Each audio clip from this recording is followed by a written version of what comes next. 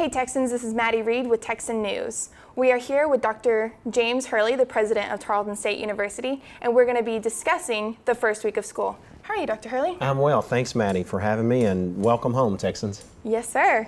All right, so how was orientation and Tea Week? It has been going incredibly well. We've had some rain, as you know, and it's not rained in a month here, it seems like, and then all of a sudden, now that students are back, it decides to rain at the most inopportune times, like during the concert last night. But it's been incredible. The energy at Duck Camp was absolutely just phenomenal, and it gave me renewed hope that students are energetic and excited to be back on campus. Orientations have went well. We had 11 of those orientation sessions across the summer. And then, of course, we're in Tea Week and getting ready to transition into Howdy Week. So things are great. Awesome, awesome. So we have new year, new faces, new world, in fact, with COVID and everything. How many incoming freshmen does Tarleton have this semester? Yeah, so we're still enrolling, as you know. We start classes on Thursday, and then we have late registration for students that are in transit, also students that may be transitioning from other states or even countries that may be transitioning back home or from study abroad, or some of our military personnel that have been deployed and now they're back home and they want to continue their educational journey. So we will be enrolling students throughout the next really 7 to 10 days. That number is going to settle around the same as we had last year, which was a record class, and we will top 14,000 students again. So we are growing and thriving, and we're so thankful to be part of an institution that is thriving and growing, because so many institutions are struggling during this global pandemic. Of course, of course. And when you say 14,000, you mean the total number of students? Correct, okay. Yes. And how, so I'm, as you know, I'm a commuter. Yeah. And so parking is a big deal for me. I know. And I've been on campus a couple times with people in my parking spots. Right.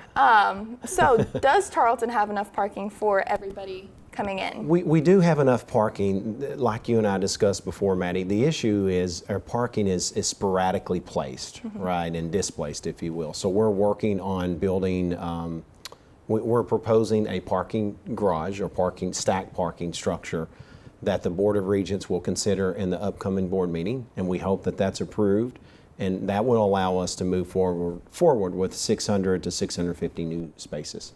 Awesome, awesome. Okay, so will there be any differences from years prior in this first week of school?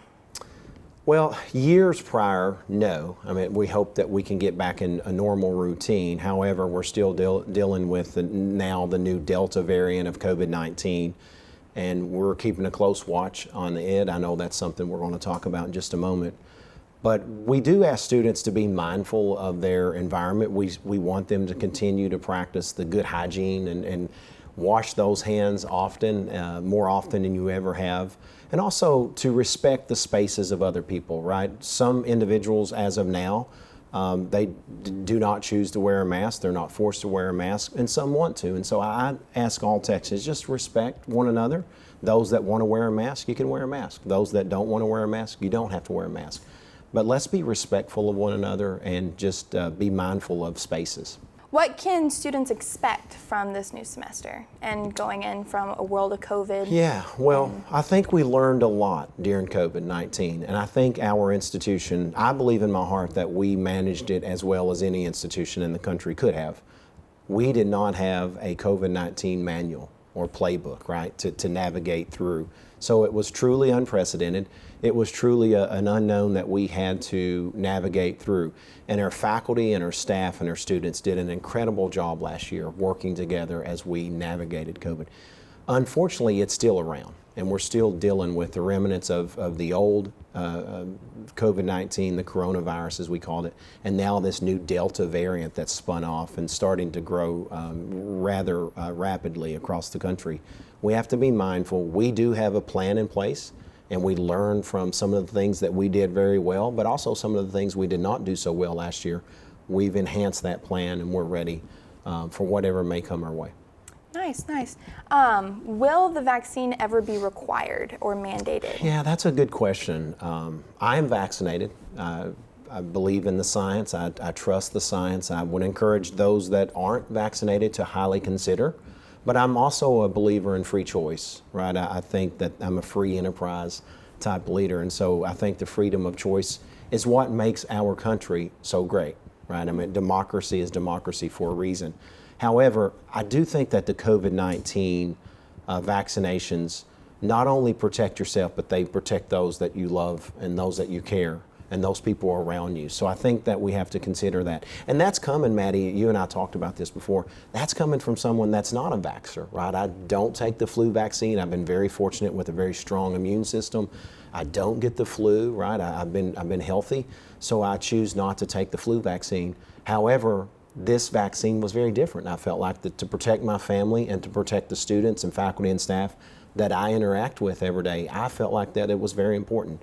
So I don't know that it will ever be required because I believe that we should have the freedom of choice, but I would highly encourage those to join me and consider joining me in this effort. So, we've already kind of discussed this. Things are going to try to go back to normal. Right. Of course, they can't completely go back to normal, especially in the society and the world that COVID has created. Right. But how close to normal will we get? You know, I think we're inching our way back, and I think that COVID-19 has created a new normal, and I know some folks don't want to hear new normal. And what does new normal mean? Well, new normal means that you still have an aspect of the way that things once, the way we conducted higher education before was at Tarleton was very place-based, right? It was face-to-face interaction with faculty, face-to-face interaction with staff. We did have some online and some hybrid, but now I think students are expecting a little more hybrid. They want that face-to-face component, but they also want the ability to come in and out during points of their life through technology. So I do think that higher education has changed for the better forever. I don't think we'll ever go back to just simply place-based education. I think also the thing that we have to consider is the pandemic created economic uncertainty in people's lives, families, students. And so students now have this burden of not only trying to take care of themselves, but also help their families. So they could be now working 2 or 3 jobs on top of education versus 1 part-time job. So we have to be mindful of those things. And I think COVID has created, yes, it was terrible in every sense, and nothing good is of COVID. But if it made us more mindful to meet students where they are, then I think there's some good in that. How will Tarleton deal with the Delta variant? Because I know that many states are shutting back down, like Right. Australia, they just shut down because of the newest variant, not the Right. Delta variant, but Right. the newest variant. And then like New York City, they are requiring vaccine cards in order to enter places. How is Tarleton going to deal with the Delta variant if it gets worse? Well, we'll continue to follow Texas A&M University system guidelines and protocols along with the state of Texas.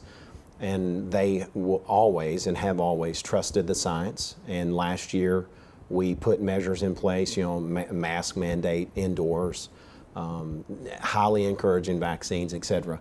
Those are the types of things that we will continue to navigate. I just read a report late last night where the state of South Carolina has now allowed public schools and universities to require face masks indoors. So we're going to continue to watch how those laws and rules change. I also read, unfortunately, our governor just contracted COVID-19 and he's been vaccinated. So it's going to be interesting to see what happens from all of this. Will our legislative leaders have a shift in mindset to require face masks again? Whatever the state and the system protocols require, then that's certainly what we're going to follow. But let me add something, Maddie. We will ensure that we keep people safe, just like we did last year. We had an experience last year that I think a lot of our students appreciated, and we did more as an institution than most institutions across the country. And we really pushed the envelope, if you will, right to the degree where we wanted to allow our students to experience college, and that's what you pay, right? It's not just educational, it's social, it's all the other things. But we did all of those things with the assurity that we were going to keep people safe. Okay, so as of now, with everything that's going on, we are in this confusing gray area. Nothing's black or white right now. Will all, like football, will all the events continue to take place? As of now, Okay. correct. We're planning on a full fall sports season, full, Howdy Weeks coming up, all those types of things we have in place. That could change tomorrow with the governor's order and certainly the chancellor's orders. And so we will pay close attention, and we will follow those guidelines. And the good thing is we're in a system where our chancellor really values the input from the presidents and CEOs. He believes in the science. We have an incredible Texas A&M University Health Science Center that serves the entire system. And so we have experts that are monitoring daily. They're reviewing the science, and they're making recommendations. And so part of that team is also, they have the ability to work with the governor in shaping what the future looks like in terms of health care. And so we'll see what happens. What advice do you have for incoming students, freshmen and transfer alike? Get involved. Get involved early and stay involved. It's really important that you focus on finding a smaller group that has similar interests and values and likes, right? You want to be part of something you enjoy, and also you want to enjoy being around certain people. So find that small group, that mid-sized group, or even a large group, but get involved and stay involved. That's really, really important. And go to class. Go to class. You've heard me say, Yes. Go to class, manage your time wisely, and get involved. Those are my three important priorities or imperatives that I want new students to really hold to, because those are the three most important aspects of succeeding through college. Yes, mom and dad aren't forcing you to go to school, That's so right. it's all up to you. That time management's important. That was my hardest part, was Well, it is for all of us, yeah. actually getting to class. What are you most excited for? I'm excited to be back, and I will admit that I'm excited to see faces and smiles. And last night, Kendall and I were talking about how exciting it is to hear laughter on campus, and just to hear voices on campus, but also to see the laughter, to see the smiles. During COVID, and I think you will appreciate this as well, Maddie, and may even agree, it was really hard to tell whether someone was enjoying themselves because you really couldn't see. But also, I think people struggled, and I did at times. I struggled with being covered. Should I be jubilant right now? And should I be excited when we're going through this? And people are dying and people are sick, and it was a tough time. And so there was a balance. But now, even with the variants that are popping up, we know the vaccinations are working. We also know that other treatments are working. And so we can treat COVID, and we can handle what comes at us, and there's hope there. And so I think with all things, it has to start with hope. And just the hope and the excitement that I see in our new students' eyes is really fun to see. Yes, that's my favorite part too. Me is too. I cannot read facial expressions, and I can't hear very well, and those masks would keep me from hearing, Well especially said. in class. That was the hardest part, was in class, whenever teachers were Right. muffled and I was in the Right. back of the class, or we were having to be separated, couldn't hear students. Then there was the whole Zoom issue good and point. internet connectivity. So being able to be in class and actually hear people Right. and see people, that is probably what I'm most Good excited point. for. That's a great point. Thanks for sharing that. That's good to know, because I agree. And as you get older, it gets harder to hear. So it doesn't get better, Maddie. Yes. Is there anything else that you would like to add? No, I'm just really excited to see our faculty and staff, and more importantly, our students. It's so neat to be part of a university where the student success is at the center of everything we do. And I do believe here at Tarleton State that is paramount. Your success and your fellow students' success is at the center of everything that our faculty and our staff do. And our faculty love doing what they do. They love going into the classroom. And I can tell you, for most all of our faculty, they don't want to teach via Zoom. That's not who they are. They want to be interacting in the labs, in the research fields, and in the classrooms. They want to be delivering their expertise to our students. And so they had to navigate as well, but they're excited, we're excited, and we're just so thankful that we're still growing and thriving in the midst of a once in a century global pandemic. I mean, this happens about every 100 years, and here we are. And how incredible for someone like yourself who gets to speak about it, write about it, live it, and get to tell your kids and grandkids someday about COVID-19. So. Yes, that's going to be very interesting and a very awesome story. Well, thank you so much for meeting with me and for doing this. I'm Maddie Reed with Texan News.